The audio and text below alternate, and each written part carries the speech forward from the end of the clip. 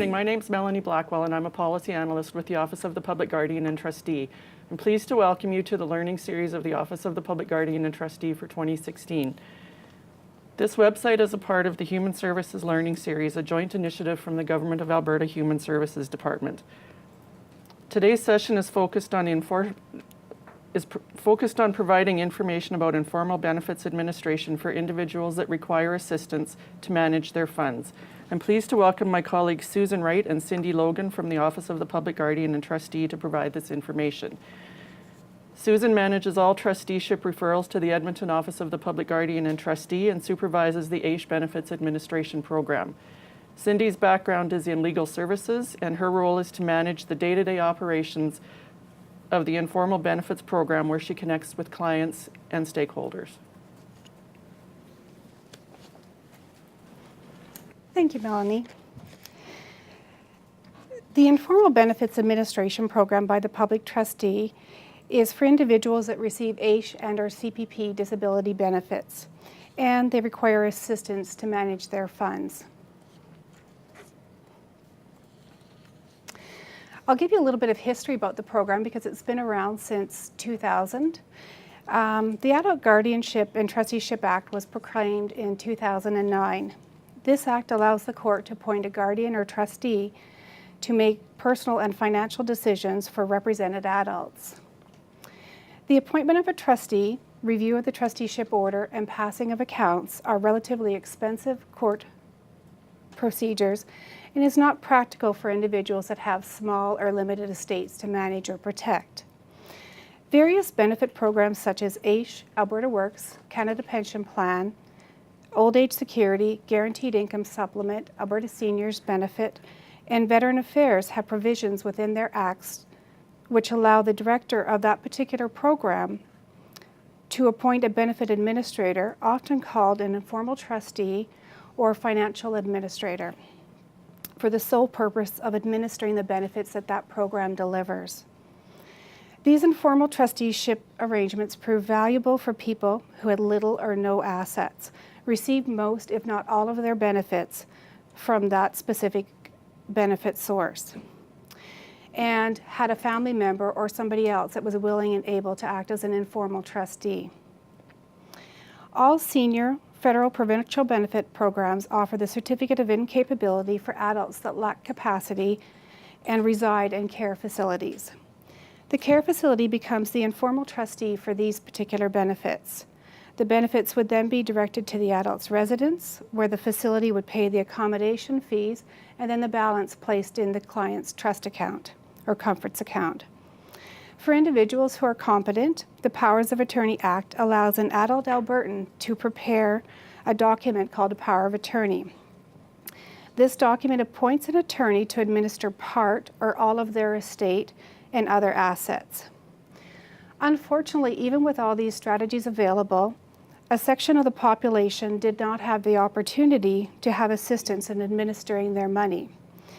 This was most obvious with individuals whose only source of income was from benefit programs and did not have sufficient other resources to justify the appointment of a public trustee or another trustee by the court. The AISH Benefits Administration pilot project was developed and began testing in June 2000. The project was conducted and evaluated for 1 year, ending in June 2001. The results of the evaluation were so successful that it was decided to make it a permanent program with the Office of the Public Guardian and Trustee. Although the program was initially restricted to the Edmonton region, it is now extended across the province. In June 2007, the program added the Canada Pension Plan disability benefits to the AISH Benefits Administration Program. Clients in receipt of either AISH or CPP disability could enroll in the program. The most recent change that we've made to the program is we're now calling it the Informal Benefits Administration Program instead of the AISH Benefits Administration Program. Our target client population is any recipient in receipt of AISH or any client in receipt of AISH, any individual in receipt of CPP disability, and they're not able to manage their financial benefits and they have no one else able to assist them with this. Our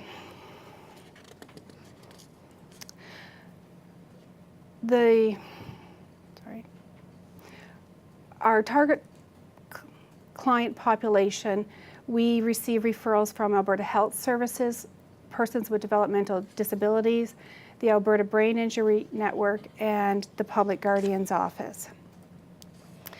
The purpose of our program is to assist the AISH and CPP disability recipient that are having difficulty in managing and or controlling their day-to-day financial affairs. Having a financial plan in place and appointing the public trustee as the financial administrator minimizes crisis situations such as evictions, homelessness, and maximizes the monthly benefit for use for the entire month, not just for the first week that the benefit's been paid. The program also helps individuals to meet all of their needs, and where they don't have family or other members that can assist them with their decision-making options for finances. We only assist at this time with AISH and or CPP disability benefits.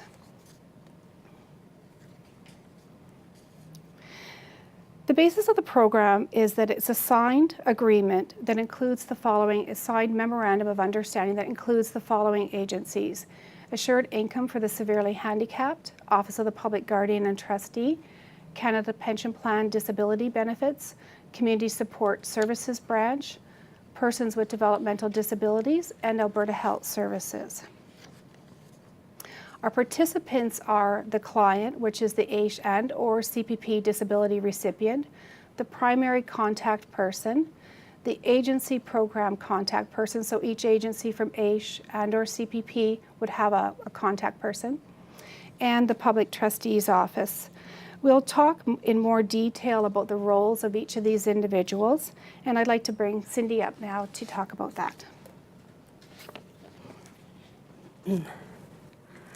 Thank you, Susan. Hi, my name is Cindy, and I'm going to talk a little bit about the roles of each participant in the program. So starting off with the role of the client, they're a voluntary participant. They work primarily with the primary contact person to identify their needs and expenditures, complete the documentation, and to notify other partners of any changes or termination.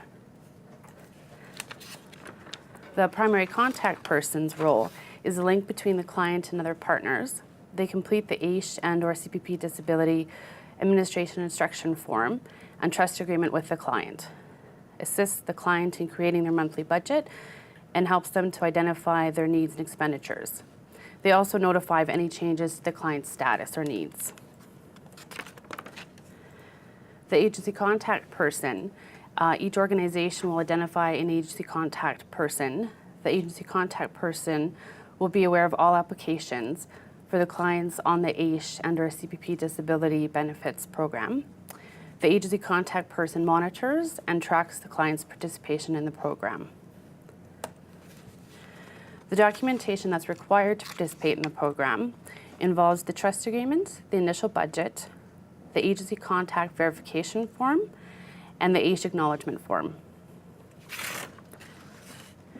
The trust agreement is a legal contract. It must be signed by the client, the primary contact person, the AISH director's designate or CPP disability designate, and the representative for the public trustee. The trust agreement is set up by the primary contact person and signed by the client and primary contact person. The initial budget is created in collaboration with the client, and the application package is then forwarded to the agency contact person for signature. The application package is then sent to AISH and or the CPP disability for review and signature. The role of the AISH contact person, representative receives and reviews the 3 documents from the program contact person. If everything is in order, the AISH administrator forwards documentation to the AISH worker. The AISH worker contacts the primary contact person to arrange a meeting in order to complete the documentation to redirect the client's funds to the public trustee. Same process occurs with the CPP disability. And once documentation is complete, it is then forwarded to the public trustee, and a copy is kept on the client's file at the AISH and or CPP disability office.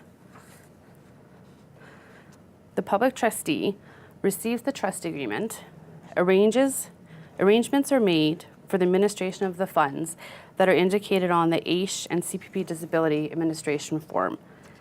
Benefits will be redirected to the public trustee for administration according to the initial budget that was set up. Processing time can vary depending on the month the application is received. The public trustee will make payments as directed on the benefit administration form and redirects the medical services card to the client. On request, an expenditure history of receipts and disbursements can be forwarded to the client. What the public trustee does not do is administer client funds other than AISH or CPP disability benefits, sign any contracts for the client, monitor any service providers, track or monitor client assets, apply for additional benefits, or complete income tax, GST, etc.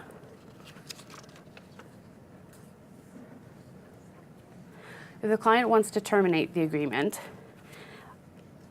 they can do it at any point. It is the expectation that the person who is notified first that wishes to terminate the agreement is responsible to contact all other parties involved. For example, if AISH is the first contact, then they will also contact all other parties involved. Once the termination notice is received, the AISH will redirect the benefits appropriately, and any funds remaining at the public trustee will be sent to the client or court-appointed trustee if applicable. We've provided a link to our website for more information on the forms, application procedure, or program contacts, and we will also be updating the forms in the coming months. And that concludes our presentation, so I'll open it up for questions. If Susan would like to come back and join me.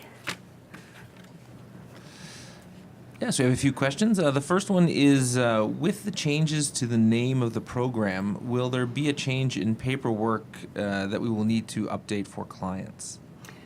We won't, clients that are already on the program won't have to make any changes. What we're hoping to do is make our form into one single document so that there's not two separate documents for CPP disability benefits and the AISH benefits administration form. The next question is there a benefits administration program for individuals who are 65 plus and no longer eligible to receive AISH benefits because they're now eligible to receive old age security pension? At this time, our office does not administer that type of informal benefits program. However, individuals that reside in a care facility or have family that are willing and able can complete the certificate of incapability for any federal or provincial benefit, and that money can be forwarded to that facility. What is the current wait time? Are there any suggestions for interim options for money management while waiting for paperwork to go through? It depends on the time of the month that the application comes to our office. If we get it mid-month, typically AISH already has within their queue how to release the benefit, and it can take 6 to 8 weeks for the benefit, the AISH benefit, to end up in our office, go through our process. Reviewing the budget is the big thing, and I think to streamline the process or to help speed up the process, if individuals could make sure that they review all the documentation carefully and review the budget carefully and send that as quickly as possible so that we can begin administering. As for things that they could do in term, AISH can set up third-party payment if it's rent is a concern. They can set up third-party payment for rent. Is there anything else? One recommendation as well is if there's a client in need to be on the program on more of a rush basis due to circumstances, you can also contact our office and we can make arrangements to track down where the trust agreement is at, just to speed up the process a little bit. Our next question is, who can act as the primary contact? The primary contact person could be anybody that the client is comfortable with, that trust that will help them with their budget. It could be a family member, it could be a social worker, it can really be anybody that the client is comfortable with. And our next question is, if a client is no longer receiving services from the program they signed the trust agreement with, can they remain on the program? They can remain on the program as long as they maintain a primary contact person. So even though their services have ended, they can remain on the program just as long as they still have someone that acts as their primary contact to help with their budget and financial decisions. And in some cases, that could be a family member. And this is our last question right now. Is someone who is their own guardian and trustee and has a family or friends abusing their finances, is a OPG or OPT more suitable to help them? It depends on the circumstances. The role of the public trustee is to administer and protect estates for individuals that have estates to protect. The AISH benefits program is where we would redirect individuals that don't have any assets to protect or administer. Financial abuse can occur in many different forms, and there are other options than the appointment of a trustee. What I would recommend is calling our main reception, which the number is will be on our website, and talk to one of our representatives, and they'll give you some ideas or suggestions for the situation.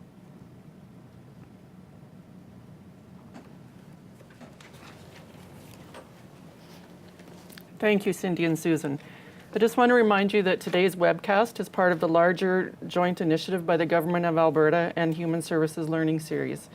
For more information about this series, check your emails for our regular updates or go to hslearningseries.ca. You can also follow us on Twitter at AB Human Services with the hashtag OPGT.